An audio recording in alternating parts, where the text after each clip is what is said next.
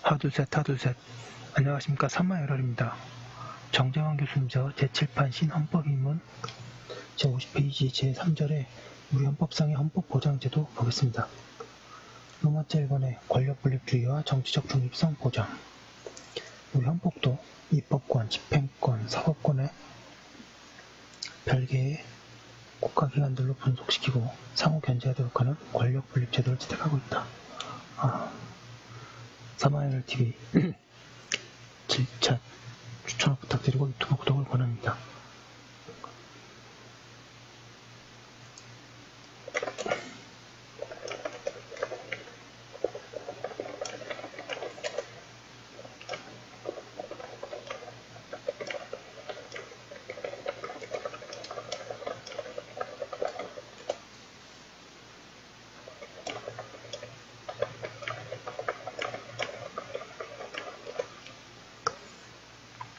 우리 헌법도 입법권, 집행권, 사법권을 별개의 국가기관들에 분속시키고 상호 견제하도록 하는 권력 분립 제도를 채택하고 있다.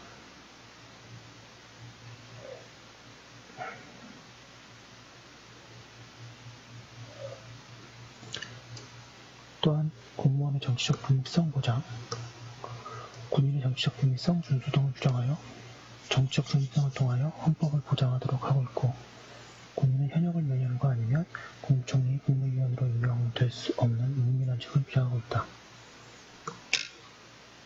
로마자 2번에 국가기관별 보장제도. 1번에 대통령과 정부에 의한 보장. 대통령은 다음과 같은 헌법 보장의 임무와 권한을 가진다. 국가의 독립, 영토의 보존, 국가의 계속성과 헌법을 보호할 책무. 취임시 헌법 준수 의무의 선서. 51페이지. 국회의 위헌적인 법률을 막기 위한 법률안 거부권, 국가위기 시 헌법 수호를 위한 긴급명령, 긴급재정경제명령, 긴급재정경제처분의 발령권, 계엄 선포권 등의 국가긴급권을 가진다. 정부는 그 목적이나 활동이 민주적 기본질서에 위배되는 위헌적인 정당에 대한 해산 제소권을 가져 집단적 위헌 활동으로부터 헌법을 보장할 수 있다. 2번에 국회에 대한 보장. 국회는 국무총리, 국무위원의 해임 건의권, 탄핵 소추권, 주권의 제약에 의한 조약의 체결批准에 대한 동의권 등의 헌법 수호를 할 수 있는 권한을 가진다. 국정감사, 조사를 통해서도 위헌적인 공권력 행사에 대한 진상규명 등을 함으로써 헌법 보장을 기할 수 있다. 3번에 헌법재판소에 의한 보장. 헌법재판소는 최고의 헌법 해석 보장기관으로서 사법적 헌법 보장을 위한 여러 권한을 행사한다. 즉, 법률이 헌법에 위반되는지 여부를 심사하는 위헌법률심판, 고위공무원의 헌법심판, 직무행위에 대한 탄핵심판, 정당에 대한 해산심판, 국가기관 상호간, 국가기관과 지방자치단체 간 및 지방단체 상호간의 권한쟁의에 의한 심판, 헌법소원 심판의 권한을 가진다. 4번에 법원에 의한 보장. 법원은 위헌법률 심판은 헌법재판소에 제청할 권한, 명령규칙 또는 처분이 헌법이나 법률에 위반되는지를 심사하는 권한, 행정재판권, 공무원의 위헌적인 직무행위로 인한 국가배상에 관한 재판을 담당할 권한 등에 의하여 헌법 보장의 역할을 수행한다. 로마자 3번에 사전적 보장제도와 사후적 보장제도. 현행 우리 헌법상의 사전적 보장제도로서는 동그라미 1번에 헌법 개정을 명시하고 법 1보다 52페이지 개정 절차를 엄격하게 한 경성헌법으로 하고 있는 점. 동그라미 2번에 권력분립주의의 명시. 동그라미 3번 공무원의 정치적 중립성 보장, 군인의 정치적 중립성 준수, 무민한직. 동그라미 4번에 대통령의 헌법 준수 의무의 선서제도.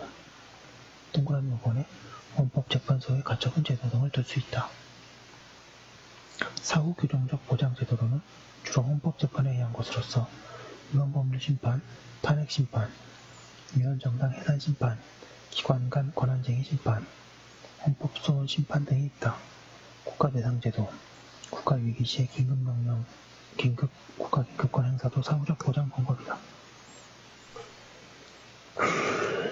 양가로 4번에 위기 상황에서의 비상시적 보장제도.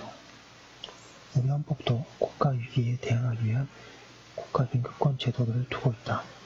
현행 우리 헌법은 국가긴급권을 한정하여 헌법에 명시하고 있다. 즉, 긴급명령, 긴급재정경제명령, 긴급재정경제처분의 발령권,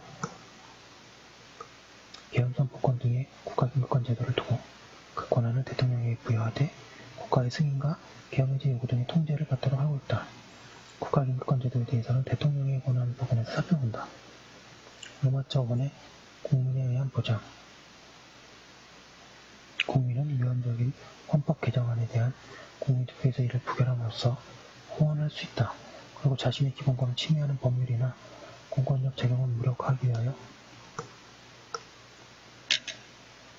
위헌법률 심판 제청을 신청하거나 헌법소원 심판을 청구함으로써 헌법 보장에 기여할 수도 있다. 국민은 저항권의 행사라는 최후의 방법으로 헌법을 보호할 수도 있다. 저항권에 대해서는 별개의 절로 아래에서 살펴본다. 헌법의 소원은 최종적으로는 국민의 호언 의지에 달려있음에 앞서 언급한 바 있다.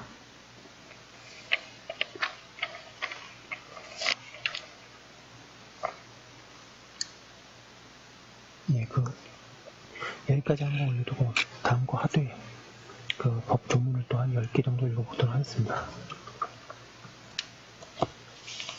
헌법 조문 많이 읽어서 친해지도록 하겠습니다. 제21조 제1항 모든 국민은 언론 출판의 자유와 집회 결사의 자유를 가진다. 제2항 언론 출판에 대한 허가나 검열과 집회 결사에 대한 허가는 인정되지 아니한다. 제3항 통신, 방송의 시설 기준과 신문의 기능을 보장하기 위하여 필요한 사항은 법률로 정한다. 제4항 언론 출판은 타인의 명예나 권리 또는 공동도덕이나 사회의 윤리를 침해해서는 아니 된다. 언론 출판이 타인의 명예나 권리를 침해한 때에는 피해자는 이에 대한 피해의 배상을 청구할 수 있다. 제22조 제1항이 모든 국민은 학문과 예술의 자유를 가진다. 제2항 저작권, 발명가, 과학기술자와 예술가의 권리는 법률로 보호한다. 제23조 제1항 모든 국민의 재산권은 보장된다. 그 내용과 한계는 법률로 정한다. 제2항 재산권의 행사는 공공복리에 적합하도록 하여야 한다. 제3항 공공필요에 의한 재산권의 사용 또는 제한 및 그에 대한 보상은 법률로서 하되 정당한 보상을 지급하여야 한다. 제24조 모든 국민은 법률이 정하는 바에 의하여 성화권을 가진다. 제25조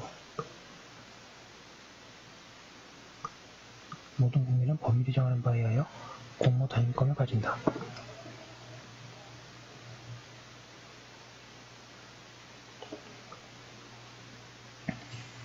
제26조 모든 국민은 법률이 정하는 바에 의하여 국가기관의 문서로 청원할 권리를 가진다. 제2항 국가는 청원에 대하여 심사할 의무를 가진다.